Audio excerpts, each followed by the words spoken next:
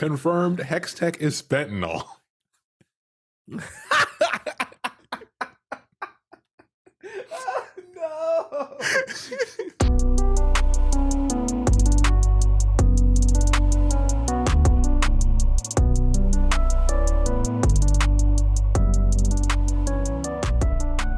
Welcome to Castles of Runeterra.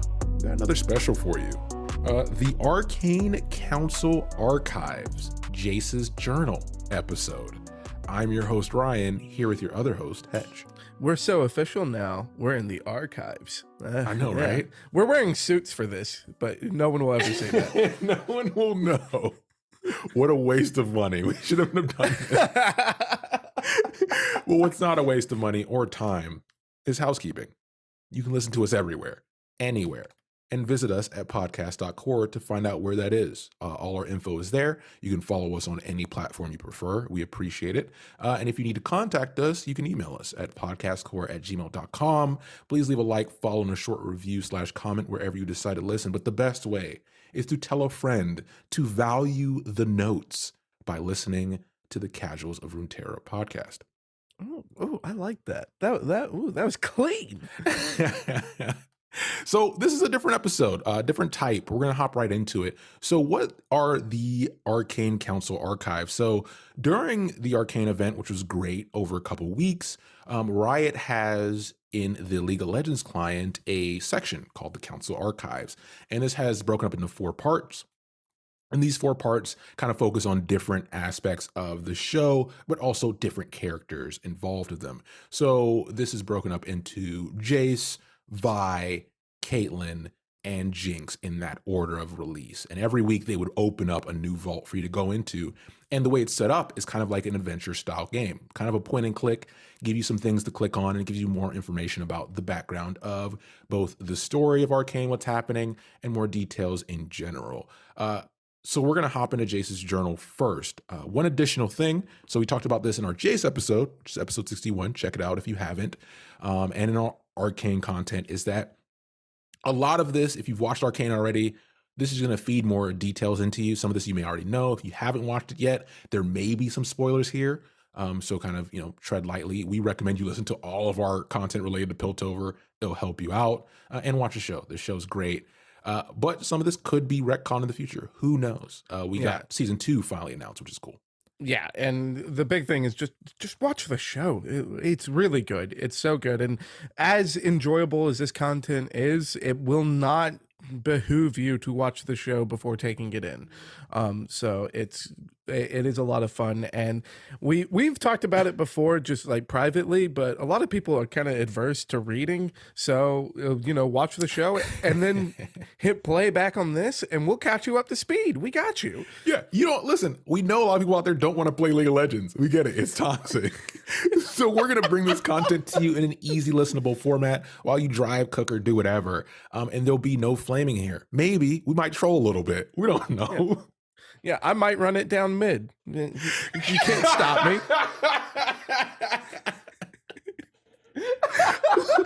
Let's get into it. So we start off with Jayce's journal here.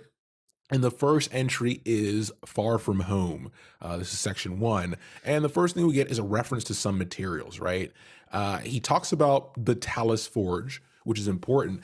And a little side note here, he mentions the temperature. And I'm assuming it tops out at this temperature because that makes it worth mentioning, right? Which is 1250 degrees. So I'm assuming Celsius. It's not mentioned, but Celsius makes the most sense when you look at like what type of metals in the real world. So we dug into it and like, okay, well, what type of metals could be melted in this forge? So as we know it, like gold, aluminum, iron, copper, silver, those kind of nail. There's some other ones as well that could be melted. But what can't be melted, I find interesting based on their world, is that steel can't be melted, cobalt, titanium, and tungsten, which when you're dealing with Hextech weapons, you would assume would involve some of these things. Yeah. These are the things that were are most sci-fi in our real world, right? Yeah. Like especially metals like tungsten, the innovations that have been made in the real world since man has been able to manufacture tungsten is very ridiculous. And it's like, so why wouldn't you use that to as a foundation for your sci-fi world? And then it's like, okay, so what's after that then? Because my brain can no longer follow this. So hopefully this is in the top. Like I said, that was an assumption. So we'll see if this is like maybe the average that he's used to, because he references it only because next he references the Shriman Desert. He mentions that the Shriman Desert being hotter than the Talus Forge when he's working there, right? So that's probably a play on that. Another thing that's mentioned here is that the Hextech crystals that are found were in the Shriman Desert. So once again, we mentioned in our Arcane episode, we mentioned it before that in some of our Shrima episodes. They've mentioned it in Arcane, sort of. We've mentioned it in our Jace episode, and here's another confirmation. We do think at some point they're going to show these came from Shurima. They have to now. Yeah. They have to. Stop making us do your work, Riot. But he also mentions not expecting to be this far away from home again in these notes as he talks about the Shriman Desert, which kind of reinforces our theory that in the show, once again, spoilers, this is very early, Jace's flashback to when his mother kind of passes out and they're in this frostbitten territory, that is the Freljord. Because that's equally as far away from Piltover as Shriman Desert is, right? So it's like, okay, cool. He's mentioning not being this far away from home again. Maybe that's a reference to, yeah, they definitely were in the Freljord before they were saved by this mystical being. Yeah, and we know that he is back out this far away from home because whatever research that he's done as far as trying to find power sources for all of his inventions, they've led him to here. So even though at this point he hasn't found anything yet, the source of this mythical power is going to be in Shurima. And that's why we're here. And then we get kind of a fun list because clearly in the Piltover world, and by their understanding of Hextech at this point, they just have only Hextech, whereas in Shurima, they've got Hextech crystals that are classified, like they by different minerals and stuff. So I wonder if this is going to be a thing of more like the arcane practices and what have been passed down between arcane users, or if this is, or they have a more practical use for these minerals. Do you want to take a shot at some of these names? Because I've already butchered names for today in our recording. All right, I got it. So at the top of the list is Sudarian. Okay. All right. And that is, and in Jace's notes, it's crossed out. So for whatever he's working on, it doesn't work. All right. It attracts other metals in a short vicinity, but it's imbalanced. And then we have Cumangium. I'm going to go with Cumagnium. Okay. I like that. Cumagnium. All right. And that is, it's a stab strong conductor. That's the only note here, but this metal is also crossed out. Yeah. And then the last one, which is crossed out, it's probably the easiest one for us to say. It's Targonite. Yep. And it's spelled just like the region of Targon. And with this one, it produces a burst of fluorescence when exposed to sunlight. This one's kind of fun to like think about because I wonder if like the Solari actually use this in their religious practices. Dude, this is awesome because this is, in our opinion, based on all the content we've done so far, we think in the Arcane cinematic universe, this is the first mention of Targon. So boom, we got another, like, we're reaching for straws and grasping everywhere we can, but here's an official mention within this universe of Targon existing. So. And we want to watch Diana and Leona duke it out on the big screen. Damn it. Kiss. Because it's gonna happen. It has to happen. Listen, right. You took the easy way out last time. We won't let you off the hook again. Never again. Hook? Wait, Bilgewater reference? What? Confirmed. Misfortune and Alawi are next to kiss. Oh my god. No, So this, we all know he'd be Graves in Twisted Fate. I know, right? Exactly. So the next thing we get in the notes here are he had some help, and that was something we've mentioned in the original lore as well. So it looks like something they may be keeping throughout the Arcane universe, which is that other explorers found these minerals, and he talks about the situation in which they found them. There are some notes from the people that found the minerals, or sorry, the crystals. Sorry, I'm getting them mixed up here. And they advised, hey, don't damage or cut these things because they're dangerous. They also mention that the treasure hunters are like, we also don't trade them openly. And he thinks it's because it's too risky to, put that in the hands of a layman. And it also is kind of a reference to our Sivir episode. We talk about treasure hunters and ruin divers and people who participate in that side of trade. Yeah, and I love that you bring up Sivir here because this could be a thing of like he's run out of conventional sources to do this, so now he's just working with a pack of mercenaries. But we don't get names here. We don't get any defining facts other than a treasure hunter has assured me or assisted me. So we only have speculation, but this is if it's coming from a group that would be like under like what Sivir's lifestyle is like, we could assume that this probably came out of some terrifying hole in the sand, and the like Azir is somewhere out there just like my treasure, my riches. Confirmed, Hextech is fentanyl.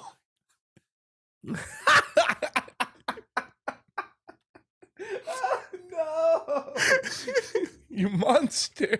So the next note we have here is on this page is Hextech Crystals. He has some properties mentioned, which they possess buoyancy in air, which is flight. That's great for a lot of purposes. And then it's incredibly internally dense, but fragile on the outer layer.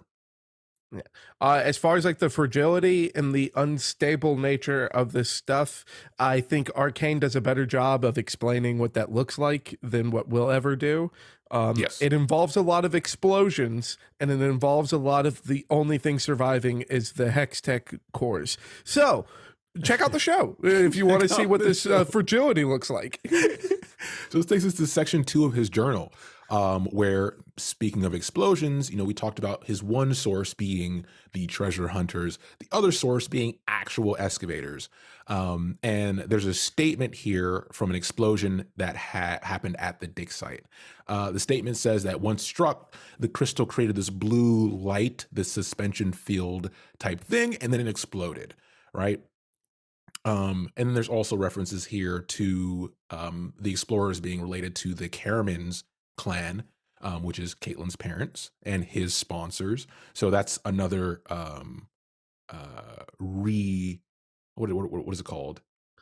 Retcon. It's another retcon from his original lore, as we spoke about. Yeah, because it is not from the Geopra, and since it's not from the Geopra, it's coming from the Kiramans, and this is the first time, as far as in something written, that we have the distinction between his patronage family. Yep. And an interesting Which is fine. thing. It's not a big plot point.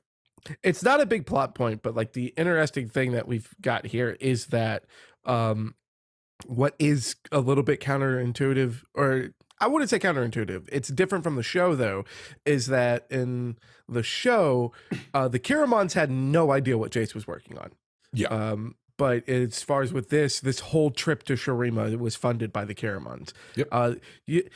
If you're throwing money at something, you're gonna know some details. So then it's like kind of leaves some questions of whether Jace was lying about it, or whether they just only got like these invoices that were just like, okay, here I am. And they're just like, we trust the kid. You gotta leave enough room for deniability, right? Yeah, plausible deniability. Yeah, exactly. So Jace kind of mentions that not only do the Caramans, in his mind, depend on this breakthrough, maybe this is like to put them on the map, they need this, but also himself. He also wants to make his mom proud, right? because one thing he mentions here, and we do see this in the show, is that she plays down that experience they had in the Freljord. And he thinks she does believe in magic as well. But since, she was with him, she probably is feigning ignorance to avoid feeding into his obsession, because he does know he's obsessed with this, which is something a mother would do to try to protect her child from himself, right? Yeah, and I mean, it could also just be a thing of the like using common sense. Like there has to be a rational explanation for what happened to us. I was passed out. Like the elements were so heavy that I don't have a clear thought of what happened there, and there's no way my son was unscathed by that. He was a little boy. Yeah. So it could be either or. The show kind of gives us a vibe that it's like the mom is protecting Jayce. Yeah. But that's the point of good storytelling, is that you can make sense of all of these little different arguments. Yep. But and then he immediately after that puts the note, the power of the arcane. It's magic, baby. I know it. I know it is. I know it to be true. So we have some additional notes now on the crystal here in on this page of the journal. He mentions the crystals are bound with a soul user, and he says, this is kind of interesting as we see more character arcs from Victor, Jayce, and Echo in the future, because all three of these individuals work with Hextech a lot, and the crystals a lot, but in different ways. So he mentions, can this device be created to fake this connection? Like, can you get this behavior from something artificial, right? Rather than these crystals. And then what dictates a bond, right? What dictates a user being the sole user? And can that be manipulated? So good scientific questioning here. Yeah. And I mean, this is this part of the notes is really fun because it is written out more like how you would be writing down your notes from experimentation, because Jayce is going through different experiments at this point. Now that he's done enough to know how he can mess with this material without blowing up every time. Yeah. He's now testing all of these different things, and we're getting to kind of see his progress. Progress. He said it. Okay. The word of the day. The word of the day. I love, as far as like while he's repeating all these different tests and everything, that then it's like one of the entries is that would this work if I had an object to house the power? Some type of staff, crossed out, 2 on the nose. 2 on the nose. Yeah, it's questions leading him to more questions. Does the power react with the crystal externally or internally? Because as mentioned above, the composition of the crystal is different from the inside. It's more dense, outside is more fragile. Does that play into it, right? He talks about wind and water turbines, and can you run lightning through it? Because running a current through something is very important, as we know in the real world. And this kind of leads us to his theories here about what he's come to the conclusion after the rest of these notes, where he says, the arcane is an ever-present field around us, but it's invisible. So it's not something that's created, it's something that's being interacted with. And then he mentions, in particular, this source of energy can merge it into our reality, maybe, right? Is that a fourth dimension reference? Well, when he's able to make these discoveries, what's not written here is that a very small figure comes into the room wearing a large robe, and they remove the cowl of the robe to reveal that it's Heimerdinger. And then Heimerdinger says to him, "The arcane you must use, Jayce." Oh, no. That's a callback. And now we're just in Star Wars. I think I wonder if we reference it enough in our episodes. Do we summon the fans? Like, is it like a Candyman situation?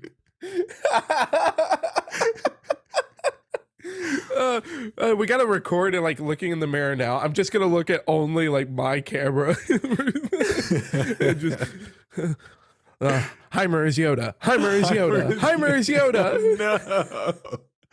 So this takes us to the final section of the journal, where he talks about the ruins, or Runes. I listen, I'm gonna mess that up a bunch. I'm sorry. I'm Canadian. I don't know if that's an excuse, but I'm using it. He talks about markings that were found alongside the crystals. So once again, spoilers alert here, because Victor is somebody who comes across this in the show, where we find out that these two are connected. And he mentions that each depleted crystal he sees possesses a different rune. So we go through a list of crystals here, and he talks about when he got them and where he got them from. So crystal 1 is the one he got during his childhood. We saw that in the flashback scene during the incident, and he keeps this one as a charm. It was a part of some kind of cloth that, like, he embedded it in some kind of cloth or wrap or something, and he keeps that on him. I don't know if it's like a cufflink. I can't remember completely. Do you remember, Hedge?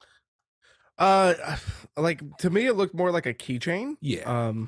But it was how, like, he kept it in a cloth that was with his journal. Yeah.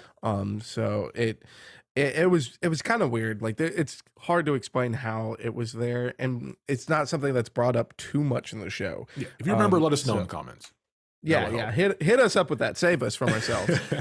But the second crystal is one that he bought from a seller in Bilgewater, which is the first reference that we mentioned above, right? When he talked about buying it from these treasure hunters, where we know from Bilgewater, if you listen to our Bilgewater episodes, that's where the treasure hunters hang out. That's where the business is at. Yeah. I mean, it's the biggest port into the mainland. Yep. And also, not much regulation. There are no enforcers in Bilgewater. And the third crystal he bought at a Zonite pawn shop, which is the closest you're going to get to Bilgewater in Piltover. Yeah. And that's a good mention because we think, or at least I do, Benzo's shop, maybe? I mean, even if it's not Benzo's shop, which we know it's Benzo's shop, yeah. 1, because we get that in the show. Yep. 2, the very first time they're talking to Jace in the show is him buying this from a Zonite pawn shop, and that it was illegal.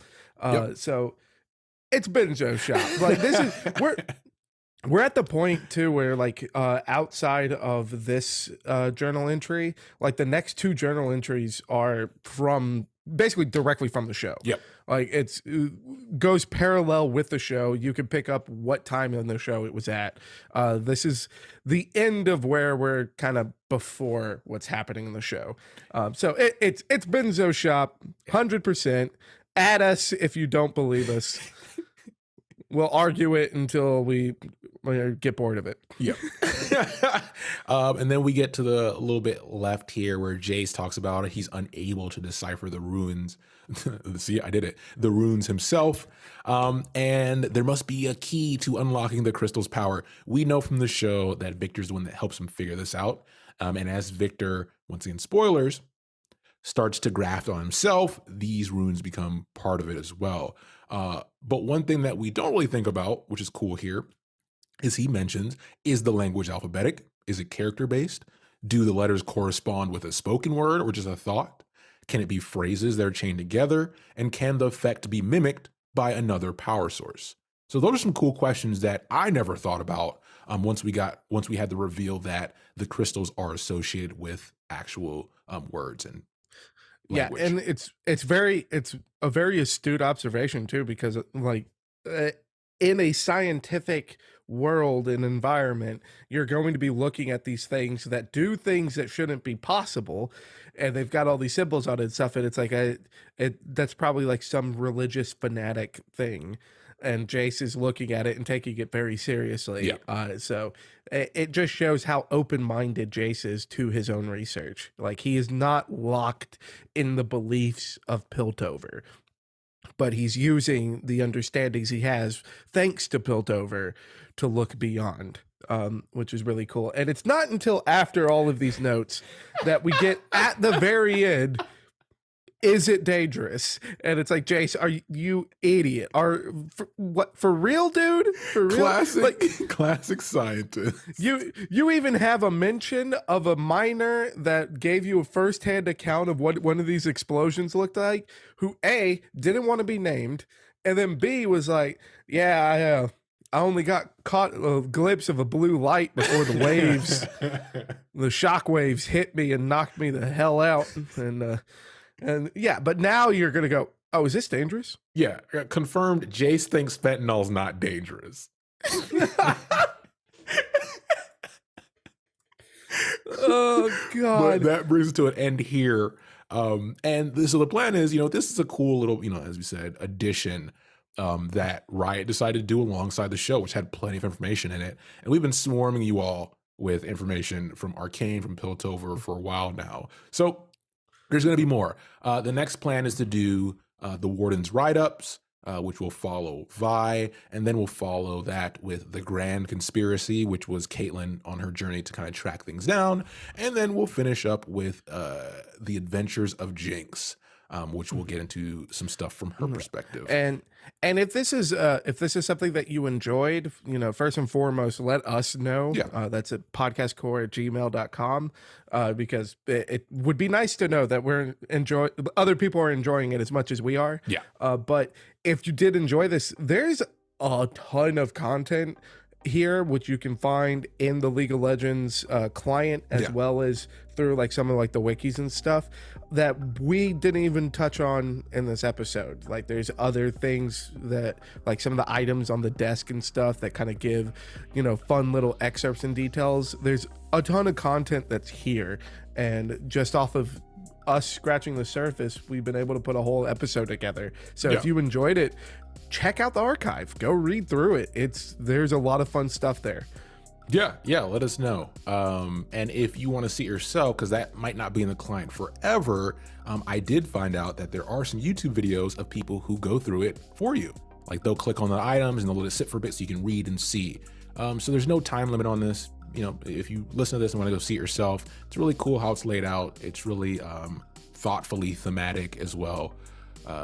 So yeah, we'll be back soon with the rest of the series. But as for now, thanks for listening. We'll be back soon with the next episode. Take care, everybody.